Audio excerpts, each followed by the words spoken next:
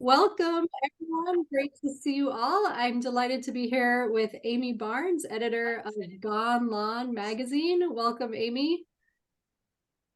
Hi, how are you? Hi.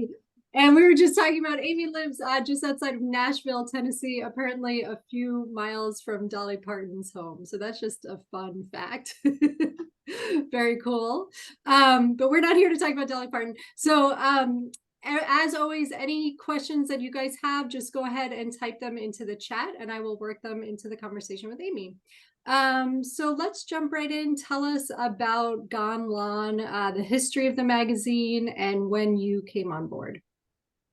So I actually submitted to Gone Loan a few years ago, and the editor that was working with Owen at that point um, was getting ready to leave, and it just through a series of conversations, they were looking for another co-editor, Hmm. and I chatted with him a little bit and just kind of came on board. I read and edit for a few other places, and it was just I've always liked the magazine, and it took me a while to get published by them, but um, they've been around for a very long time. I mean, it's a pretty established magazine. So, but we're maybe quirky, I think is the word, is a good description of. I was just chatting with him earlier this morning about some submissions that came in, and we do discuss every single thing that comes in, and Uh-huh. um, it's a good balancing point, I think, between the two of us. We're good.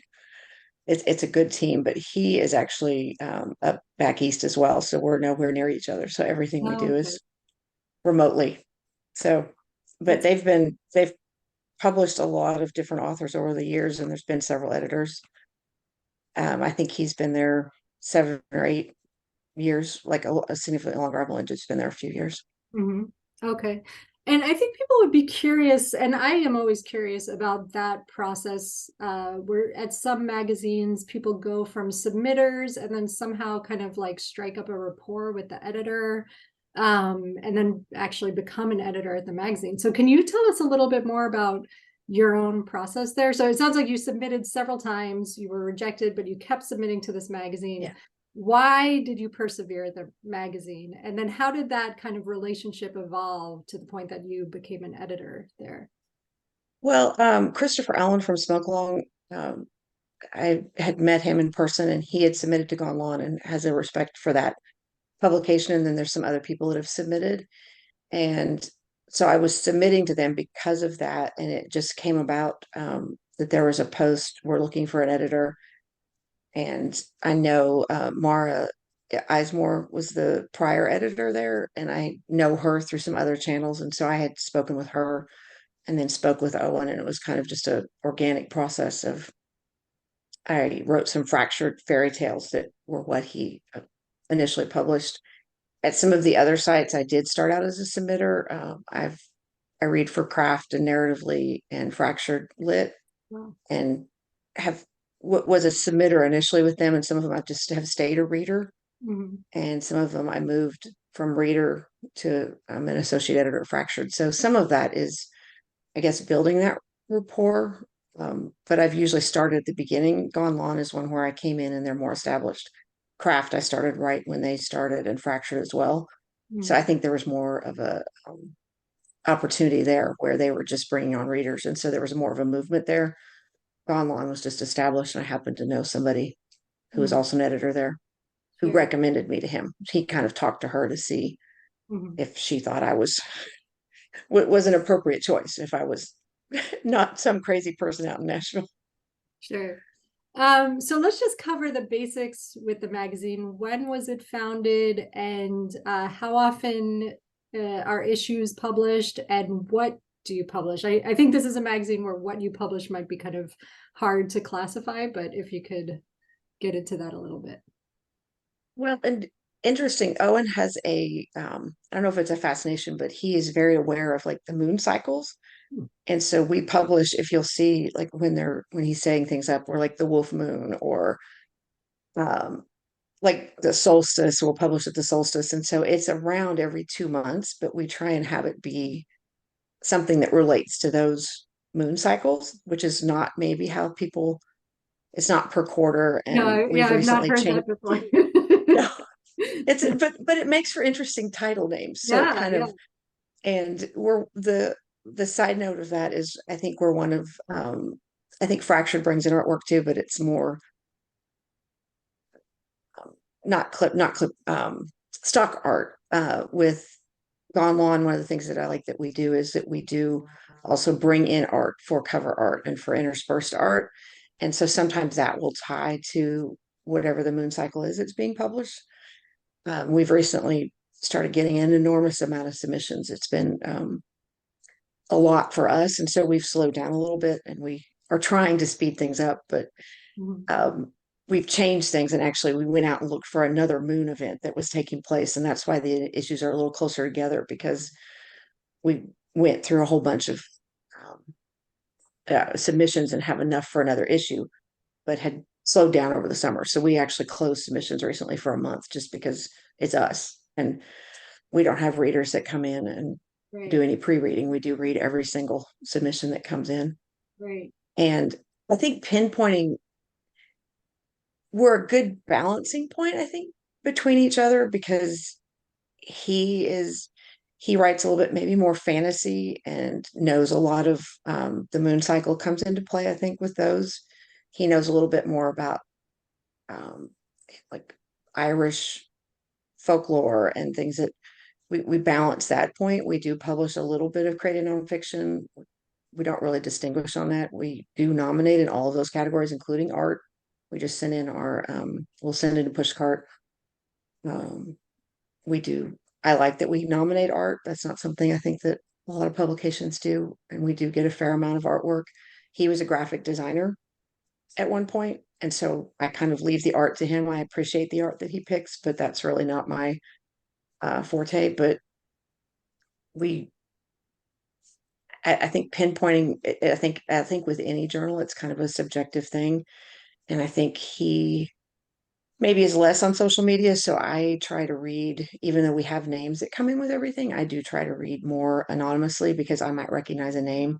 He does not Mm. recognize those names. So it's a good balancing that I might see, okay, I know that person and wow, they're submitting to us, or but we make little notes to each other. But I think it's a good but pinpointing what we like, I think that's a hard thing because I think it is so subjective. But I think that Bonlon is maybe more open to things. And we do a lot of takes on fairy tales. We do some science fiction things. We don't do poetry. They have done poetry at some point. We don't do typical line break poetry, but we do a lot of prose poetry, which maybe short block poetry. We've published a lot of surrealism. I think we probably do like more odd things. I think one of the things recently was that we posted odd animals. We've published something called Cow Tree. So I think it's a way that people I think maybe can have a little bit of fun with things that Mm.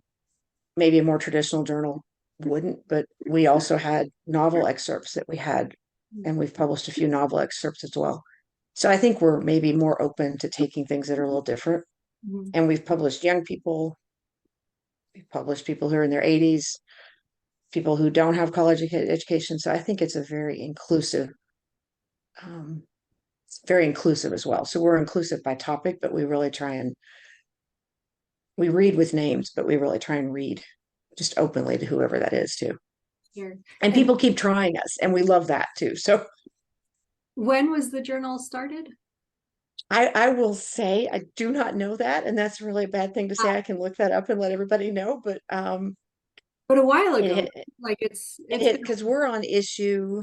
I think this is 52 or 53. yeah. So I think it's around 10 years. I mean, we've been publishing for I've been there 2 or 3 years, so it's been I can find that out and let everyone know. Okay. But I admit I'm not sure. We'll just say a while. A while, definitely a while. And so we have a question. This is sort of relates to what you were just saying, but because you read at so many different magazines, how does this impact if you see bylines being submitted to the same journal that you read? Like if you read for craft and then Gonlon and you see names coming up again and again, is that a concern? Is that something you think about as you're reading submissions?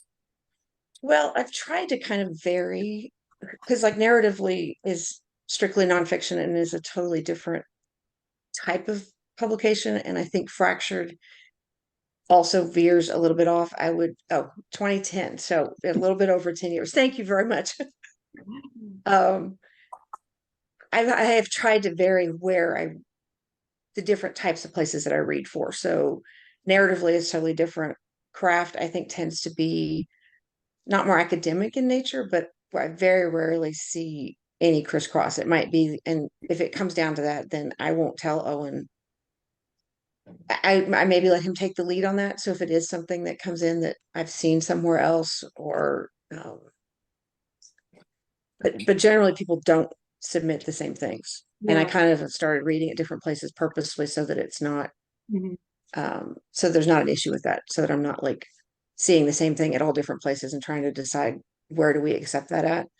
I might see it somewhere and it gets published at Craft, and we might have it stuck in the queue and I haven't seen it, but I would say maybe only a handful of things that come through because I don't read all at quirky Mhm. interest, not all quirky places. Yeah. It's interesting that you read for so many magazines. Are these volunteer positions? Are they paid staff positions? And then also, just to give people insight who might be thinking about reading for a mag, like, are you doing it purely to help improve your own craft? Do you find it interesting? Why read for so many different magazines?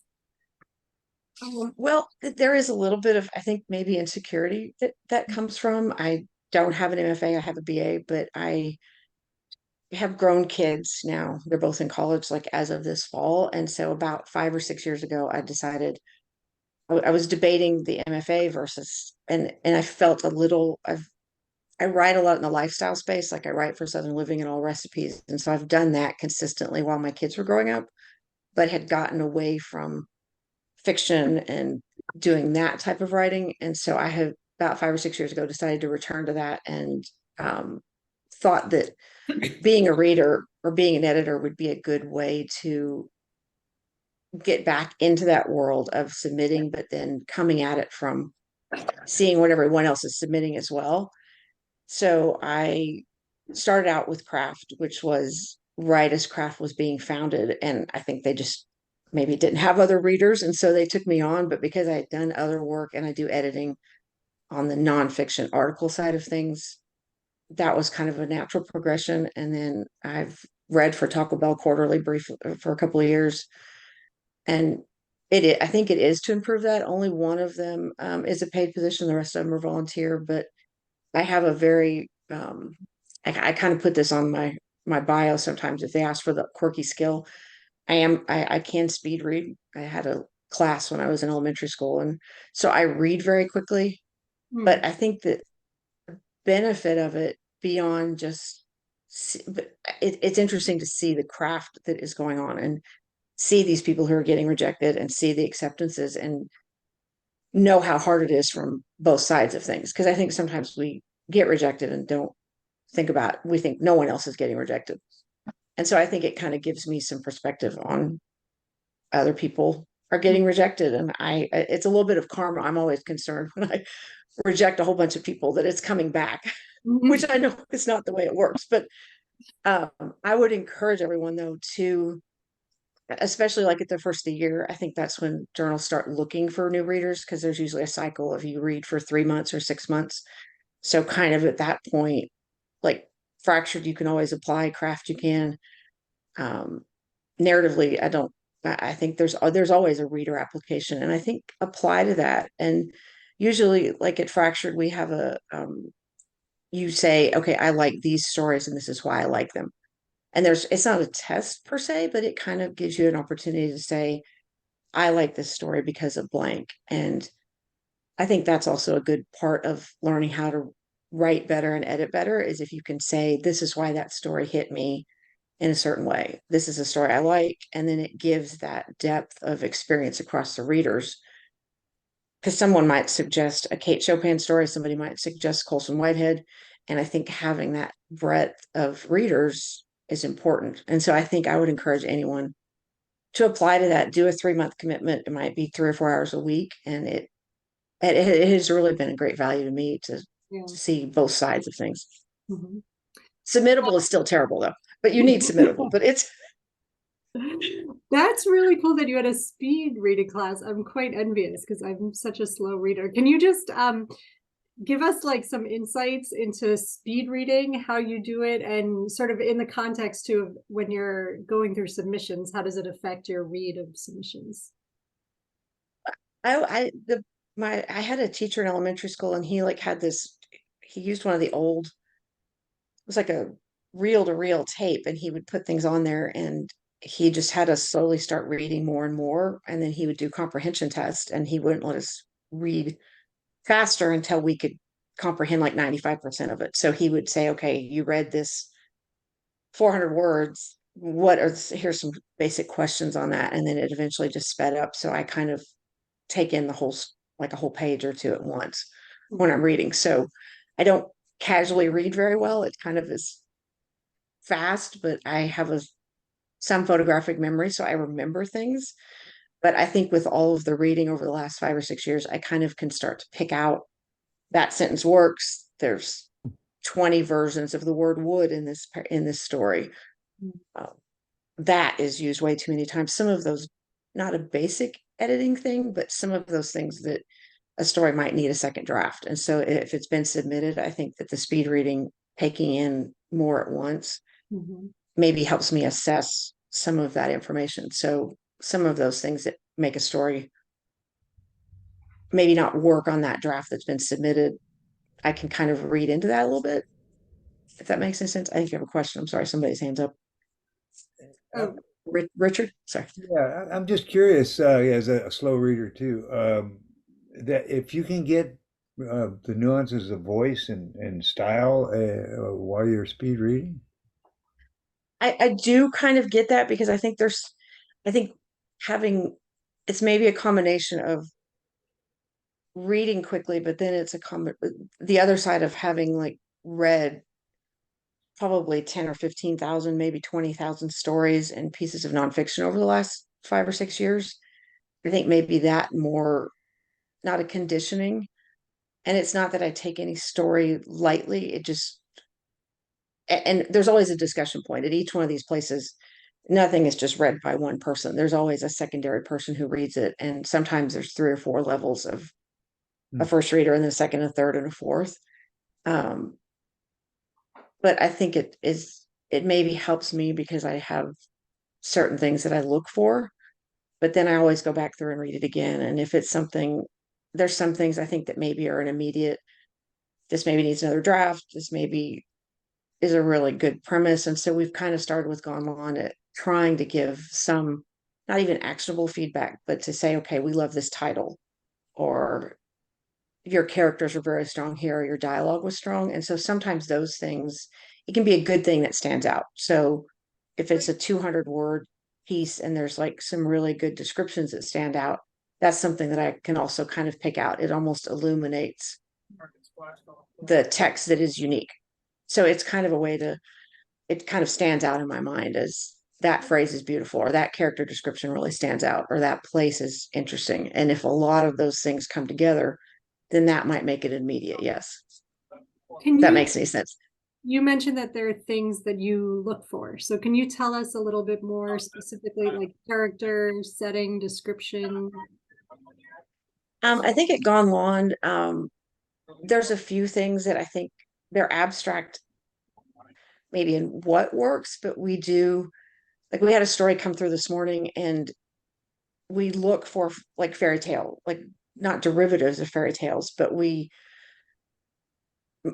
look for things that have hints of the fairy tales. And so there was a story that came through this morning that we were just discussing that we ended up describing it as like Rumpelstiltskin in a city.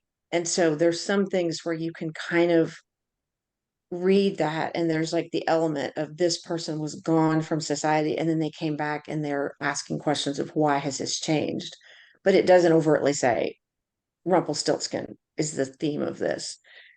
And the animal thing, I mean, we squirrels, owls, there's certain things I think that had gone on because the moon symbolism is there, Mm. that we look for things that have a symbolism. So like owls have a lot of symbolism, and there might be a mention of an owl, and we'll like see that word owl and then go Hmm. look at that maybe closer. And if it's just the proverbial hot stove in the corner that's an owl.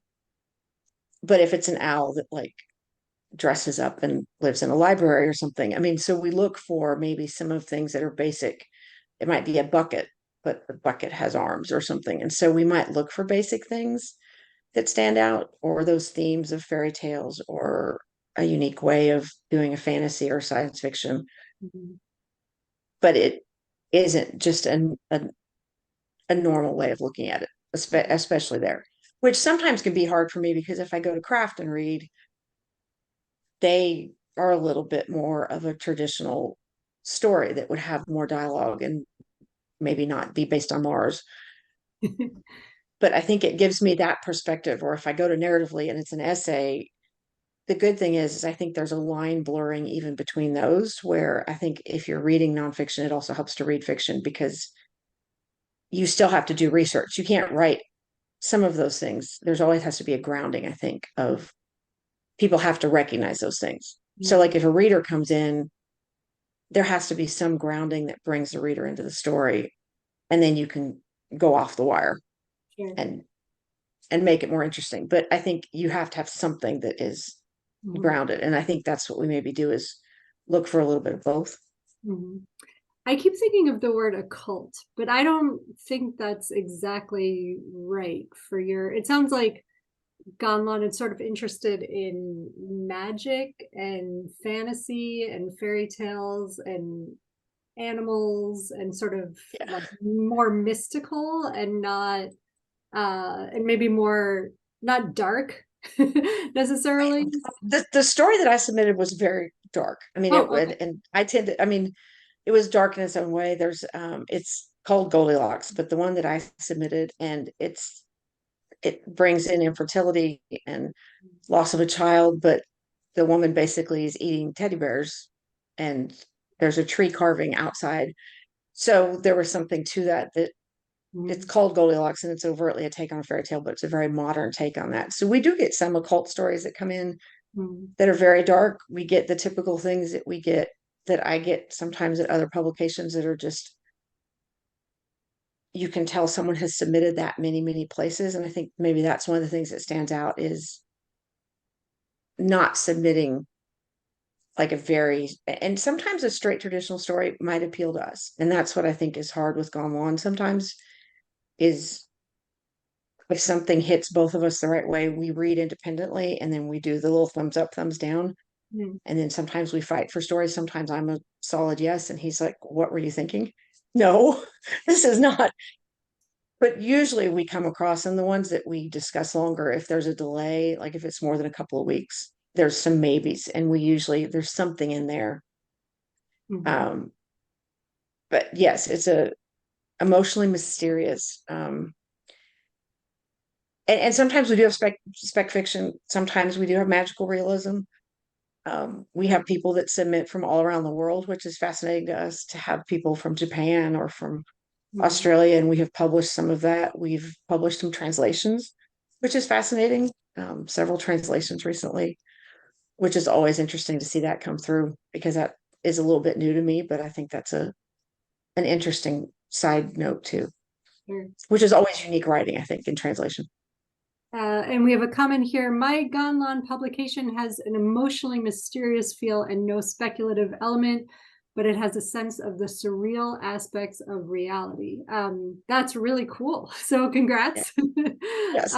So that's very helpful. It sounds like that sort of encapsulates what you might be looking Yeah. for, like something emotionally mysterious and a bit of the surreal.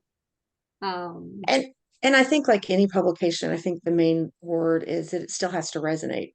yeah. You can do all of that and you can write this speculative piece or this magical realism, but if there's not some emotional resonance or something that resonates with the readers, it can be as wonky and odd as it is, but you still have to have something that we've some that one's harder to pinpoint, I think, Mhm. to have somebody feel something within that, um, as well. Yeah. So is it just you and Owen? So every piece goes Yeah. directly to you two. You read it, you discuss every piece. Yes. Yes.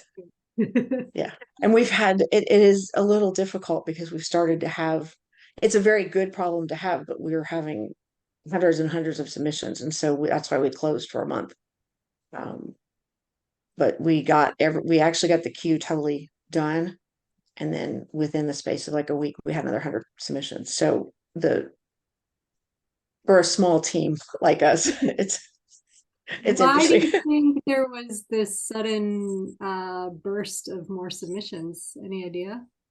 I'm not sure. I think it is kind of a little cyclical. I think people maybe start writing more. I think there's a lot of stuff that goes on in November, but I think over the summer, I think we have a fair amount of people who submit that are professors or teachers. And so I think sometimes the summer is maybe when people are home and they might have a summer job, but they're not teaching at that point. Or maybe it's parents who are home with their kids over the summer a little bit more. I'm not sure why, but generally the summer is a little bit busier. We'll get a whole bunch of submissions around Christmas and Thanksgiving and New Year's. And so I think when people have time, I think that might be true to any publication. I'm not sure if it's just us. There's usually kind of an inrush of things when people are maybe a little less busier. So you can just cap submission. Nadia, do you want to go ahead and Oh, okay. I was just thinking some publications, in order to deal with that problem, they just say we cap the number. So we're opening up for submissions on January 1st, and we will close when we reach 200. And that way, We had not had to do that earlier this spring. We almost hit our submittable cap, which is hard to do. I mean, we haven't really had to do that before, and we did have to cap in the spring. We were closed all of October so that we could get caught up. So we do that, but not consistently. I mean, we may have to start doing that. I think it might have to be something we discuss, but we kind of play it by ear. We haven't been as fast as we want, and that was more why we closed, is we didn't want people to have to wait, because we were probably on like 3 or 4 weeks, which for us is a long time. We usually try and do like 2 weeks if we can, or a week, and we had gotten slowed down, and so we closed more just because we didn't want people wondering why they hadn't heard. So it was more on the other side of things, that we didn't want people to wonder where we were. We're not going to ever be 6 to 9 months. If that ever happens and no one responds in 6 to 9 months, something has happened to both of us. So we would definitely, we try and be fast, not too fast though. We did accept something this week though, that somebody submitted it and we both liked it well enough, and we were like, well, we have to wait a couple of days so we don't look like we're overly excited. So sometimes things will come through like that, but we do. Owen had to remind me, I had a little bit of time on Halloween and I rejected a couple of pieces, and he reminded me we don't reject on holidays because we don't want to make people feel sad. And I'd forgotten that Halloween was, some people might feel sad on Halloween. So we do try and keep, like, we won't reject on Thanksgiving or some of those holidays, so that there's not especially not on Mother's Day. So, but we may have to get to that point at a certain point. We might have to, but we kind of, we close things more just because we don't want people to wonder and wait, because we know how that feels on the other side of things. When you wait 6 to 9 months, I have something in submittable right now that I submitted in January. It's already been published somewhere else, and I have left it there just to see if they ever respond. So it will sit there forever. Yeah. And I have a follow-up question that I just thought of, which is, so what is the lag time between you accept something and it actually appears?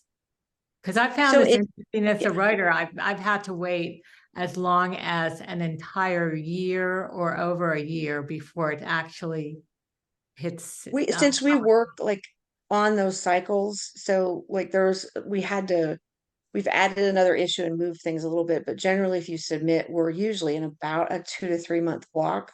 So like if you submitted the 1st of September and we're going to have an issue in November, you would either wait from September, but we do accept sometimes. We usually try and have about 20 to 22 pieces in each, 20 to 22 writers. Sometimes people have 2 or 3 things if they're small, but if it's like a 2 month submission period, Owen codes all of that. But if you submit in September and the issue is November 1st, it's about a 2 month gap. Like if we accepted you early on, if you submitted October 15th and the issue is November 1st, it would go up within those 2 weeks. Okay.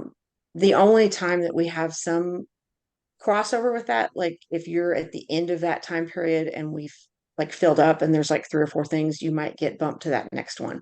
So it might be at the most 4 months probably in between, like if you submitted. And sometimes we look at the issue, it's not really a cohesion of theme, but sometimes we'll have things that do kind of group together and we might say, okay, this piece is a little bit longer, this piece is based on something that 3 or 4 other pieces that just came in are maybe thematically more themed to, and we might say, this came in, we have an issue that's coming out November 1st, but we're going to put you in the January 1st issue.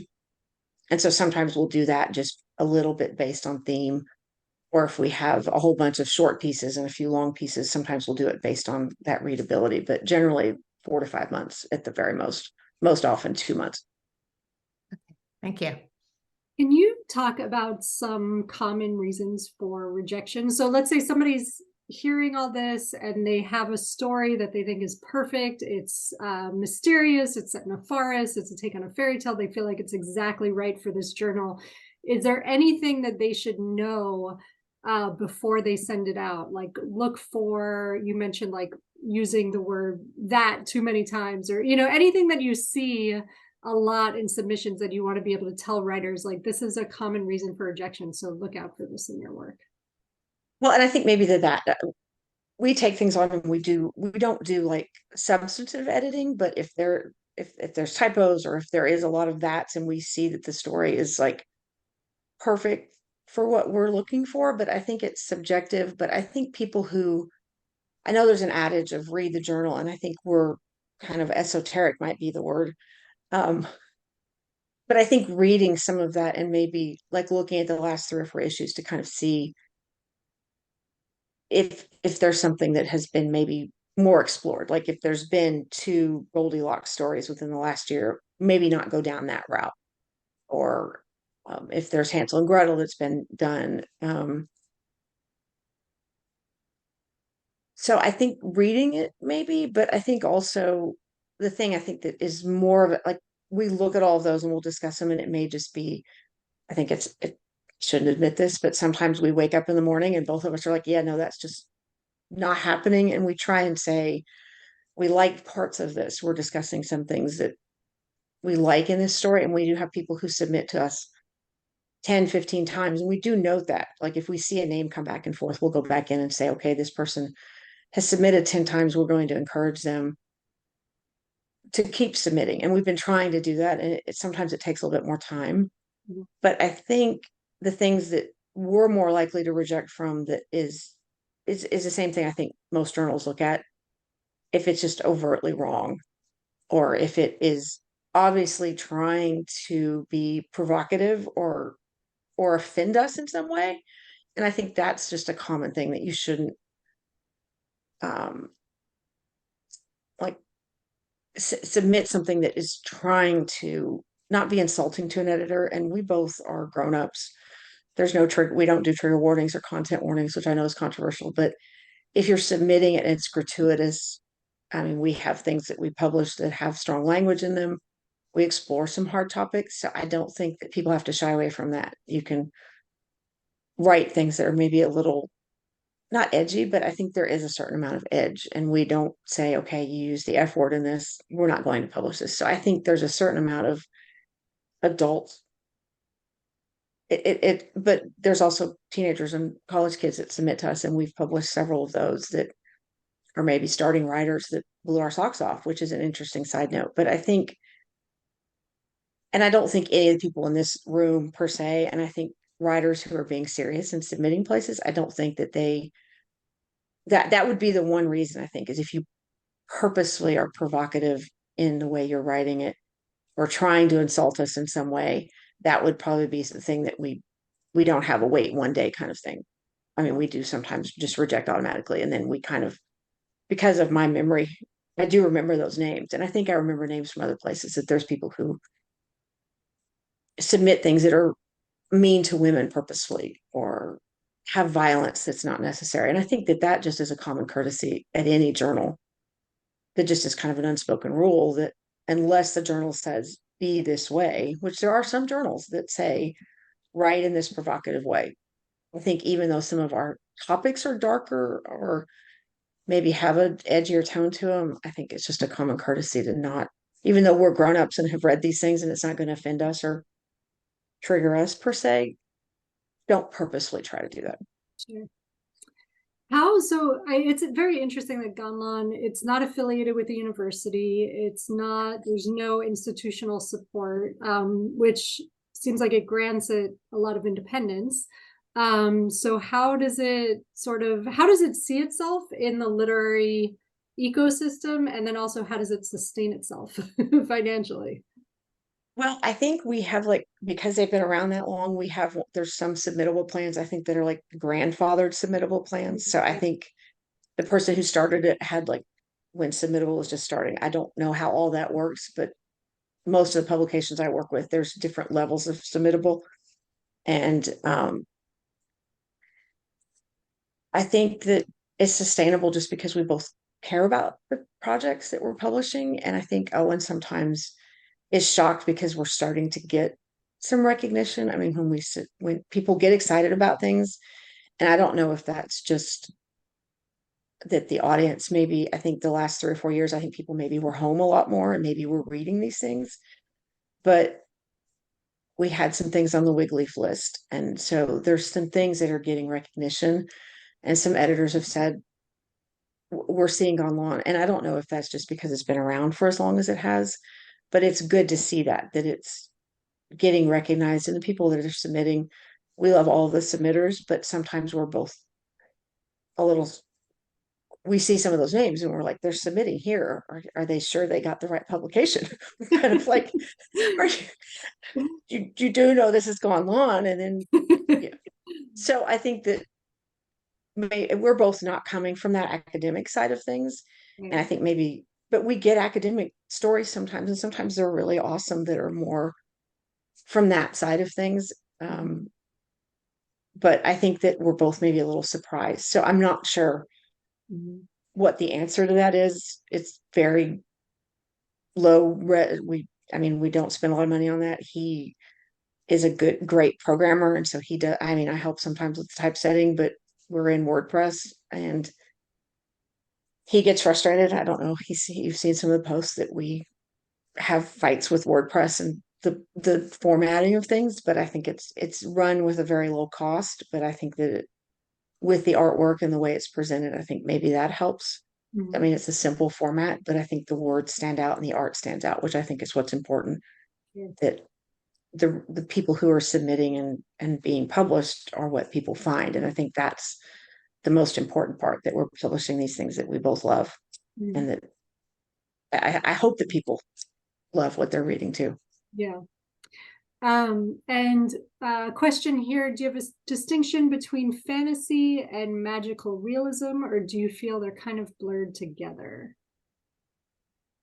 I think that's a hard question, because I think on the more academic side of things, I think magical realism has some cultural aspects that I think magical realism has become less what it maybe started out with. So you're not the Latin influence behind the magical realism. I think people use that term, but I think maybe we probably are more in the surreal category. We do have some probably true magical realism that comes in, which is always interesting to see when it has the cultural influence, I think, that maybe started with magical realism. But we do fantasy. Owen writes fantasy. I think his novel would probably be qualified in that. So he is more, if something comes in that's that, I maybe defer to him and he'll immediately say, no, that doesn't qualify or something. So I write in the more surreal space. And so I think between those three things, we both might know more on the academic level what magical realism probably should be. And if people are doing it in a way that respects the culture behind it. And then he maybe looks at the fantasy side, and then the surreal side, we both kind of come into. So I think they do blur a little bit, kind of in the same way prose and poetry do. If that makes, I guess, I think in the same way, kind of in the narrative and fictional writing, we have some that come in that maybe don't distinguish between being fiction and nonfiction. And we do publish them with a label on them. But I don't know that we label the rest of them as much. We kind of just both have lanes maybe Mhm. that we read from, and then we go back and discuss that based on what we view that as. When I think of fantasy, I tend to think of like dragons and sort of unreal elements, where magical realism to me also seems more rooted in reality with like some unreal, whereas fantasy seems like its own kind of fantastical universe. And with Owen, he does do like folklore kind of as well. So he knows a lot about the Irish side of things, like fairies Yeah. and those aspects. And so I get a lot of information from him. He kind of shares what he's actually writing. So his novel writing, I think, also impacts how he reads some of that. And we do get a fair amount of what you probably would call folklore, which I think then moves into that fairy tale space. So I think those two things kind of go in hand. If somebody's writing in that space, there's some crossover maybe between the folklore side of things and fairy tales. Sure. Is there anything right now in particular that you'd like to see more of in submissions? I think he posted odd animals, and so we got a lot of odd animals, um, which is a good thing. But I think that resonance, and I think from my side of things, from the way that I write, sometimes just I think more the character driven side of things, and so having those characters maybe dealing with hard things, but dealing with them in a way that is we've had some things come in where they're dealing with hard topics, but it maybe is softened by that surreality Hmm. of how they're writing it. And I think that's a hard combination to write because you don't want it to come across as being flippant, which I think sometimes in surreality, if you're writing about a hard topic and you put in something else, you have to be careful not to overdo the metaphor per se and make it not like you're not taking it seriously. Sure. And I know you just launched another magazine. So do you want to talk a little bit about Ruby? Oh, I did not. I did. That was April Bradley. April Bradley actually launched that. And I Oh, just am an That's assistant my editor. So time. I kind of, yeah. I thought you were one of the founding editors. Oh, okay. Well, I was there when she founded it, but she's the main force behind that. Gotcha. So I know her through Smoke Along, and I actually did meet her at AWP, but we've kind of known each other. I think she's also been at Craft, but we both look at the food writing side of things. And so I've written some on the satire side of things. I write some new food reviews for McSweeney's, Oh, which is like in between literary and and articles, but I do write and develop recipes like for Southern Living and All Recipes. So Ruby's kind of a good combination of the fictional side of things and that nonfiction side. We publish recipes with the stories. And I did submit to her first independent of knowing her, and she had a small team of readers at that point. And then about maybe 5 or 6 months in, was like, "You've been reading this long. We've kind of established things." And then she made me an assistant editor for that. So I do like the higher reads. We'll have some that come in where we have readers that do first reads, but then I'll do higher reads and we'll make final decisions that's on great. that. I think you are on the staff of more literary magazines than anyone I've ever met. That's really cool.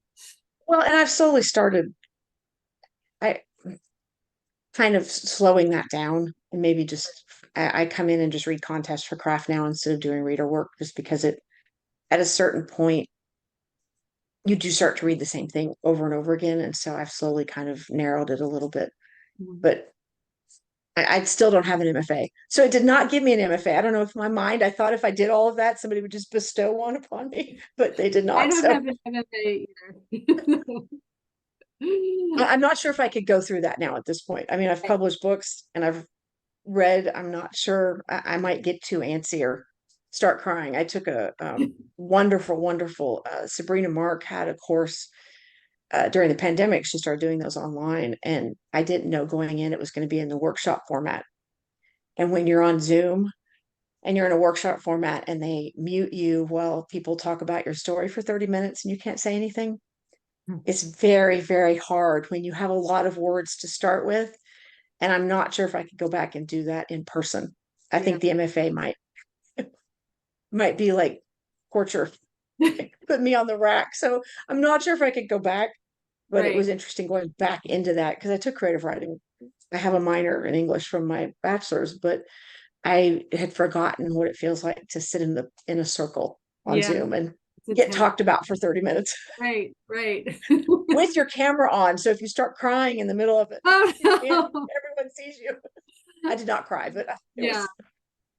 Oh man. But you're writing and you're submitting to lit mags, which is its own sort of difficult process and the rejection and all that. But it sounds like that's not an issue for you.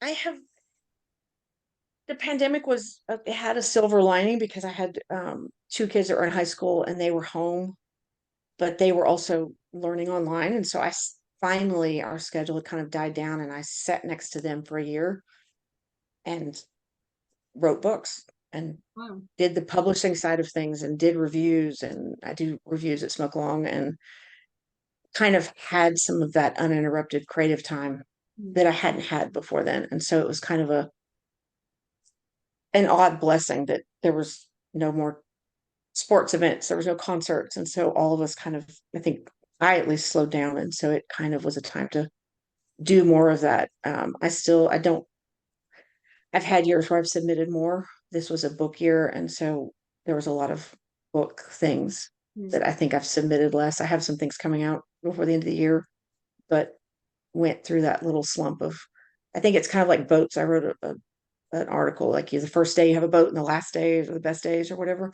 I think publishing a book, there's a whole bunch of not good days in between because you're doing all of the things that are harder, I think, than actually writing. Yeah. I'm going to the Louisville Book Festival this weekend, so that's the first book festival. Oh, nice. Yeah. So there's So in-person things again.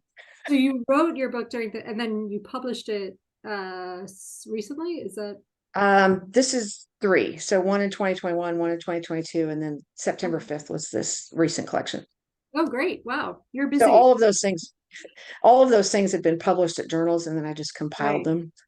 So great. Good for you. So what is on the horizon for Gone Lawn? When is the next issue coming out? When are you open for submissions again? We opened again on November 1st. So submit away, anyone that's here. And we don't have any rules on when and how often you can submit. We have some people who submit once a week. We have some people who submit every 6 months. We don't have a rule if we reject you or accept you. We've published some people recently, twice this year, I think, which we don't always do, but sometimes something will come through and we've published people more than once in 1 year. We try not to do that, but because since we don't publish very many, we might publish 60 things a year. We try not to do that because it takes space from someone else, but we've had a few people who submitted something that we just decided we were going to publish them more than once. I believe the next issue comes out January, I think it's a Wolf Moon, maybe. That has changed a couple of times, so I'm not actually sure. I think that's when it will be coming out. Owen's formatting it right now, so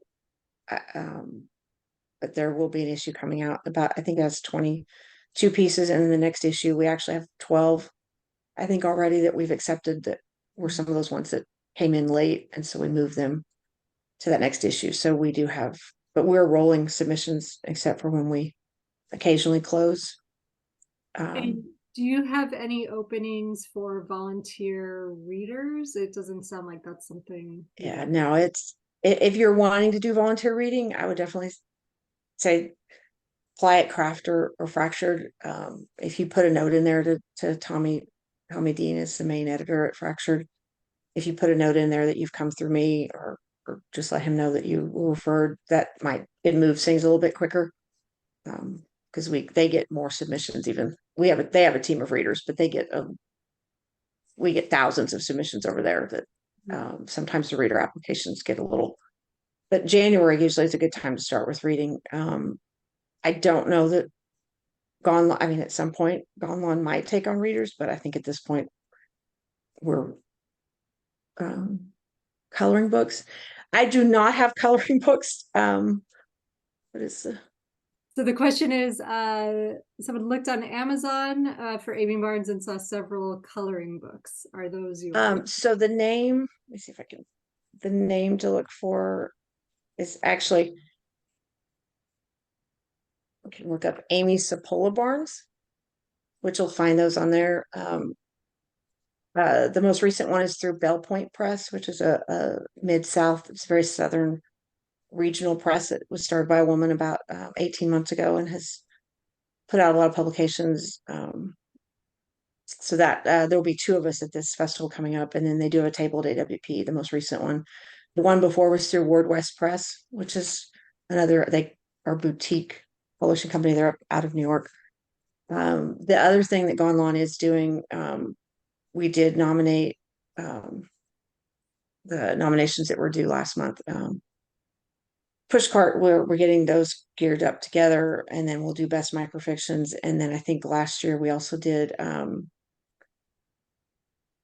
we do best small fiction. So we do nominate across the board for all those things. Sometimes we'll nominate one piece for different ones because we don't have a large thing, but we do nominate art when we, so that's the thing we're working on now through the end of the year, is getting those nominations done. That's great. Some of them, like the Pushcart, we know that some of those are harder, but since we do have with best microfictions, we do have a lot of smaller pieces, and so we're a good range of submitting to the awards as well. So one final question. This is a question I ask all editors. What keeps you going? What keeps you in this work? It sounds like you're doing it at a lot of different journals. So what keeps you excited, and what keeps you, enthusiastic about working for a literary magazine?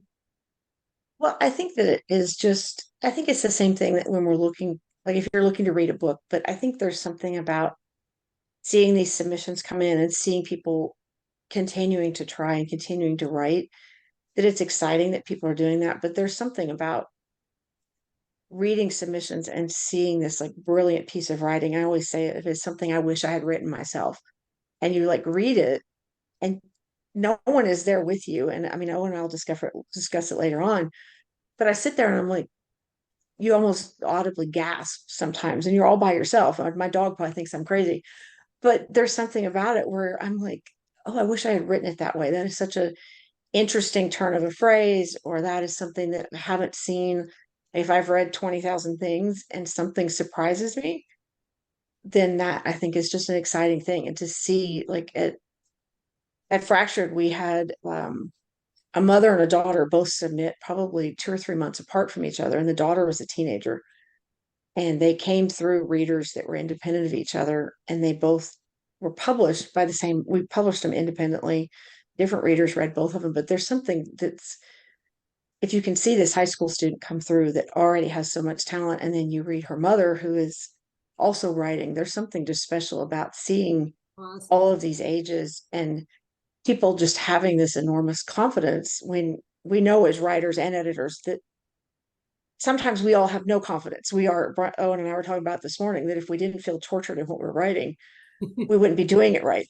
So there's something just magical, I think, that drives me to just find those people and then to see them go on and get published at these larger publications. If I see their name pop up at Plowshares or somewhere else that is, or they win an award somewhere else, or they get this mammoth book deal. There's several people that are within that small literary circle that I see signing these big publishing deals, and a story will appear in a collection, or the fact that they follow me on Twitter because there's been some connection. Or if you see someone just publish something small and they go back and they continue publishing, there's something special about that people continue to write. And I think it's a very, very hard thing to do. And I also know when I'm submitting, when I've read some of these things that are so brilliant, if I get rejected, I'm like, well, then so and so must have submitted right before me. That's why I didn't get in, because this person that I know has written it better, has written it in a way that is so unique. And I think it softens that rejection. At this point, sometimes I think they still hurt, but the fact that I've read all of these other things that are just in a contemporary circle, that I know that that's being written, there's something that drives me to maybe write better, or to look for something that within me that maybe is a better way to write it. So I think it's a driving factor too, that you're just surrounded by all this creativity at all levels and all ages. So I think it's kind of a special time. I think all time in literary is special, but I think the fact that we have that opportunity, because I started submitting 25, 30 years ago when you mailed it in and there was no connection to anybody else. And it might get published and it's in a dusty book somewhere and nobody might see it. And I think now there's this immediate connection that when I go to AWP, I might see somebody who submitted or wrote something. So, and I will, you'll probably think I'm nuts, but I do actually read for the MacGuffin because I wanted to experience the academic side of Is things. there any And look like you don't read more? well, but I have tried to spread out, but the MacGuffin is through Schoolcraft, and so it's a small academic. It's been around for a very, very long time. And we actually, of all of them, they're probably the most traditional publisher. But I'm starting to see they actually were like, well, you're our Fleisch person and you write weird. Please tell us how to get those people. And so they put out this call to these academic magazines to try and bring in people who wrote maybe a little less traditionally. And we're starting to get weird things. But of all of those magazines, have the most connection maybe with those readers directly because we meet on Zoom every 2 weeks for an hour and we discuss every single piece that has come in. And they're at this college and then we're all remote, but it's interesting to see the academic side of things, which is kind of how I remember things being. Yeah. And people probably met in person back then, but I think that immediate connection with people and not having to wait 6 months for this envelope to come back with your piece of, I always found that just so painful. They didn't even really want it and you had to pay them to send it back to you. So I think that now at least the rejections aren't, you're getting back this terrible piece of writing. Right, I remember. Thank you, but please pay 30 cents to mail it back. We hated it that much. Right. With a little scrap of paper, thanks, but this isn't right. Yes, a little rubric of, yeah, no. Yeah. Well, thank you so much, Amy. This Thank was you. super fun. Thank you. You all have a great weekend. Thanks everyone for coming Thank out. you. We'll see you soon. Bye. That was wonderful. Thank